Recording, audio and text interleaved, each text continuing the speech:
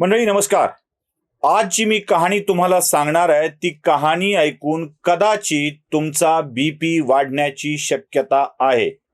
त्यामुळं ज्यांना हृदयरोग, रक्तदाब असे आजार असतील त्यांनी कृपया सावधगिरीनंच ही कहाणी ऐकावी.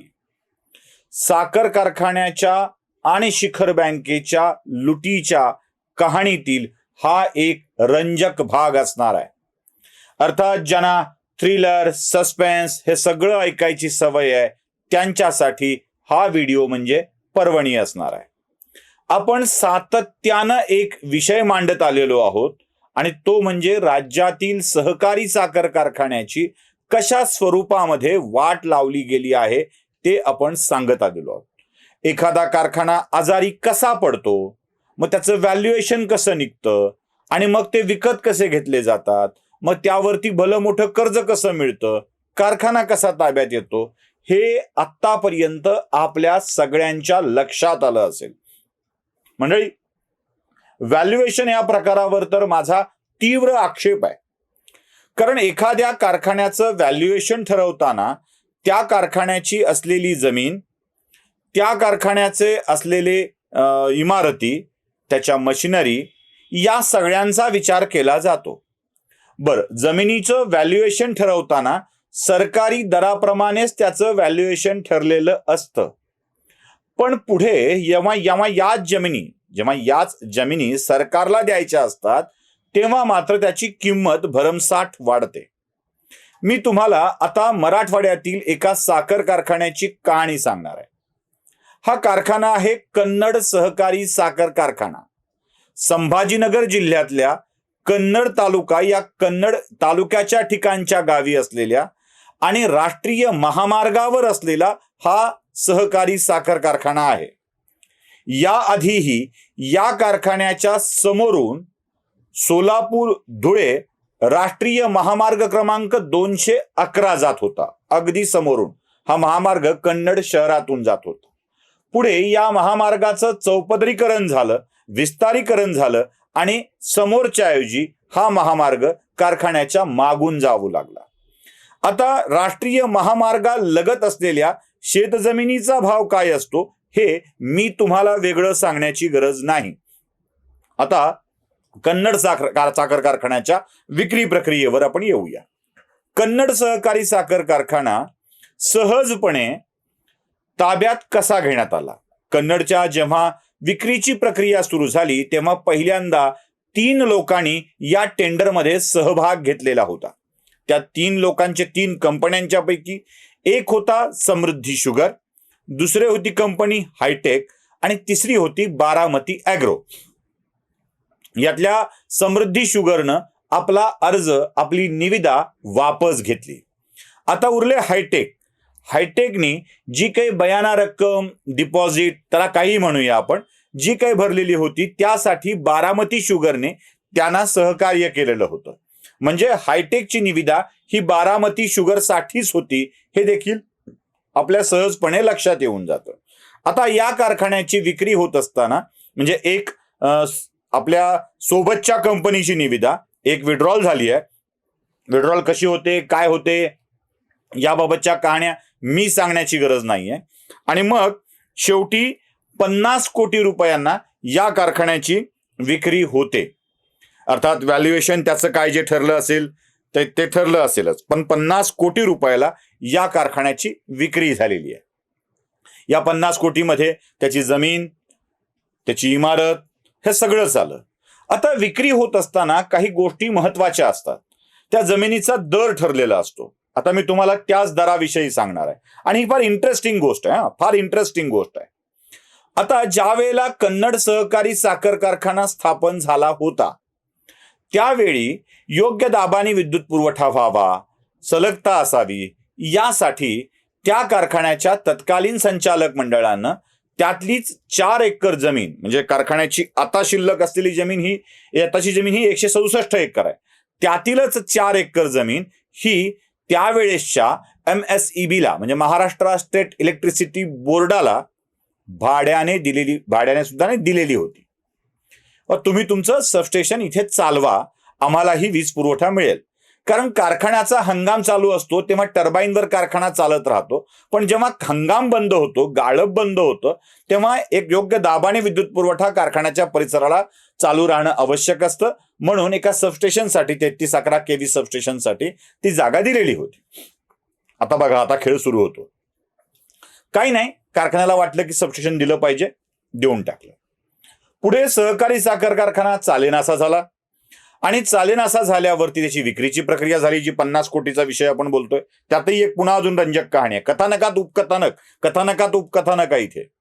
आणि मग जेव्हा बारामती शुगरला, बारामती ॲग्रोला काय जी कंपनी असेल त्या बारामतीच्या कंपनीला जेव्हा हा कारखाना दिला गेला, तेव्हा कारखान्याच्या म्हणजे नव्या प्रशासनाच्या एक गोष्ट लक्षात आली की आपली जमीन म्हणजे जी आपण विकत घेतली आहे 167 एकर, ती महावितरणला, आता MSCB उरली नाहीये, महावितरणला सबस्टेशनसाठी भाड्याने दिलेली आहे किंवा दिलेली आहे.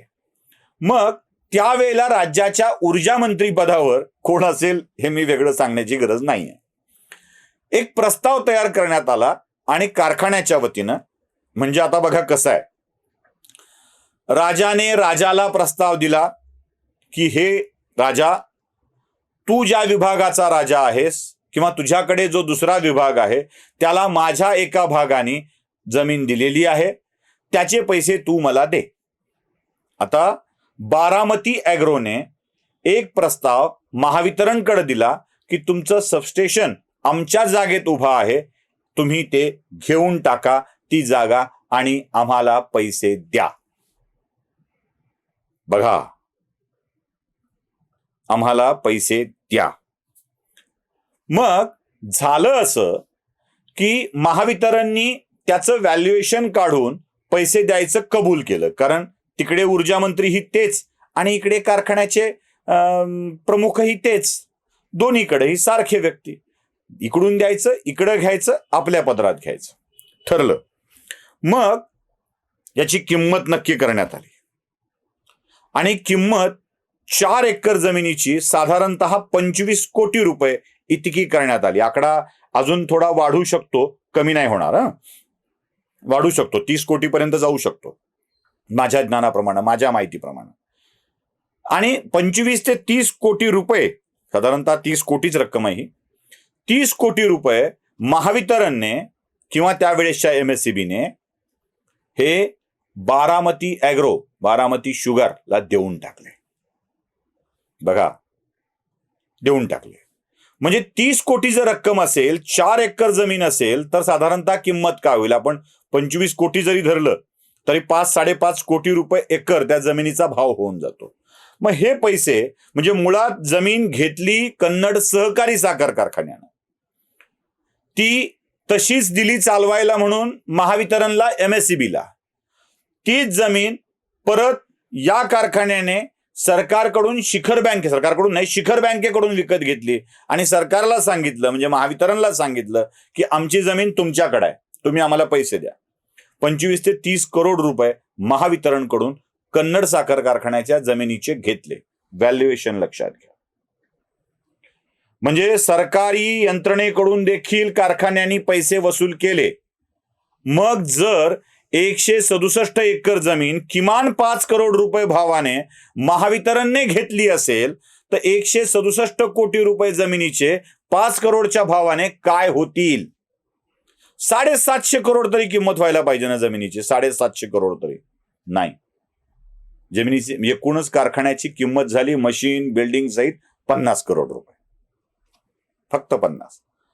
कमीत कमी 750 व्हायला पाहिजे. 50 कोटीत कारखाना घेऊन टाकला, 750 करोड दाखवून दिले. असं असतं व्हॅल्युएशन. बरं, एवढ्यावर नाही भागत. अजून एक कथानक आहे. अजून एक कथानक काय आहे?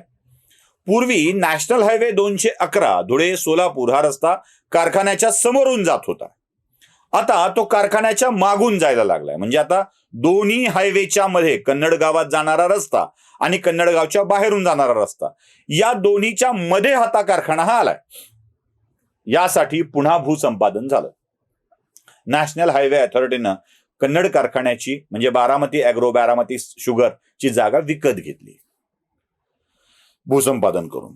आता त्याचे पैसे किती मिळालेत तर तिथेही 40 करोड रुपये मिळालेत कारखान्याला. महावितरणचे 25 करोड, याचे 40 करोड आपण सोडून देऊ. दोन्हीनी 25-25 करोड दिले असं गृहीत धरू हो, फार खोलात नको जायला. कारखाना घेतलाय 50 कोटीत राज्य शिखर बँकेला पैसे देऊन, आणि त्याच्या पोटी 40 अधिक 25 65 कोटी वसूल केलेत. कारखाना पदरात पाडून 15 कोटीचा फायदा की हो, कारखाना पदरात पाडून घेऊन 15 कोटीचा फायदा. आता मी पुन्हा उपकथानक सांगतोय हा. म्हणजे बघा, हे वेगळं गणित आहे. अजून एक गणित आहे, इंटरेस्टिंग आहे, खूप इंटरेस्टिंग आहे. म्हणून म्हणालो, ज्यांना बीपी हार्टचा त्रास आहे त्यांनी जरा नीट ऐका, कारण राग येतो, असा प्रचंड उफाळून येतो. मी मात्र एन्जॉय करतो, कारण आता सवय लागली हो. काय असतं बघा, पोलीस जेव्हा तुम्हाला याच्यात नेतात, जे गुन्हेगारांना विचारा, मला माहित नाही अजून, बहुतेक ती वेळ येऊ नये ही प्रार्थना करतो देवाला. ह्या सगळ्या व्हिडिओ नंतर कदाचित जाऊ दे, चला. हा, जेव्हा गुन्हेगाराला साप साप साप साप मारायला लागतात ना त्या सुंदरीनं, तेव्हा त्याला पहिले 2-4 झपक्यापर्यंत वेदना होते आणि पुन्हा तो सवय होऊन जाते, त्या बधीर पडतं शरीर. तसा माझा मेंदू आणि मन आता बधीर पडत चाललाय. कारण कितीतरी किस्से सांगावे, काय काय सांगावे किस्से या सगळ्यांचे. म्हणजे 50 कोटीत कारखाना घेतला, आकडे सांगतायत की 65 कोटी रुपये वसूल केलेत, 15 कोटीचा फायदा आहे. अजून एक गंमत सांगतो, कारखाना शिखर बँकेकडून विकत घेतला खरा, पण हा कारखाना विकत घेऊन प्रोसेस व्हायच्या आधीच, म्हणजे सगळं नावावर व्हायचंय, सगळं व्हायचंय, याच्या आधीच स्टेट बँक ऑफ इंडियाच्या पुण्यातील एका शाखेकडून 27 करोड रुपयांचं कर्ज घेतलंय. म्हणजे सरकारकडून 65 कोटी, पुणे बँकेकडून 27 कोटी कर्जाच्या स्वरूपामध्ये, एवढं घेऊन हा कारखाना विकत घेतलेला आहे. बघा मंडळी, कसं वाटतं तुम्हाला, काय वाटतं तुम्हाला या सगळ्या प्रकाराविषयी? होतो ना, मेंदू बधीर होतो, अक्षरशः अस्वस्थ व्हायला होतं. बरं, एवढं सगळं केल्यावर तरी त्या कन्नड सहकारी साखर कारखान्यातील कामगारांची अवस्था काय आहे? पुन्हा मी त्यावरती येतोय. का चीड येते, का राग येते ते सांगतोय. तुमचा व्यवहार हे व्यावहारिक चातुर्य झालं, सगळं झालं, राग कुठे येतोय सांगतो. कामगारांची 30 कोटी रुपयांची देणी बाकी आहेत. पगार आहे, बाकी प्रॉव्हिडंट फंडाची रक्कम भरली आहे का, ग्रॅच्युटीच्या रकमेचं काय झालंय, अशी 30 कोटी रुपयांची रक्कम कामगारांची बाकी आहे. 30 करोड रुपयांची. त्यातला 1 रुपया तरी दिला का, या प्रश्नाचं उत्तर तुम्हाला काय वाटतं, काय मिळेल? बस, मी वेगळं सांगण्याची गरज नाही. शेतकऱ्यांचे साधारणतः 150 कोटी रुपये कारखान्याकडे आहेत. यात शेतकऱ्यांचं भाग भांडवल आहे, म्हणजे शेअर्स पोटी तुम्ही जमा केलेली रक्कम ती आहे. दुसरं, परतीच्या ठेवी आहेत, बिनपरतीच्या ठेवी आहेत. बिनपरतीच्या ठेवी हा सहकारातला वेगळा शब्द आहे, हे तुम्हाला मी आधीच्या व्हिडिओत सांगितलेलं आहेच.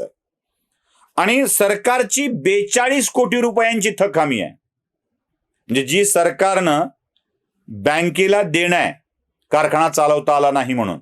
म्हणजे बँक 42 करोड रुपये आणि 50 करोड रुपये बँकेला मिळाले, 92 करोड रुपये बँक आनंदात, कारण सरकारची थकहमी मिळणार आहे, ठरलेली रक्कम मिळणार आहे, बँक खुश.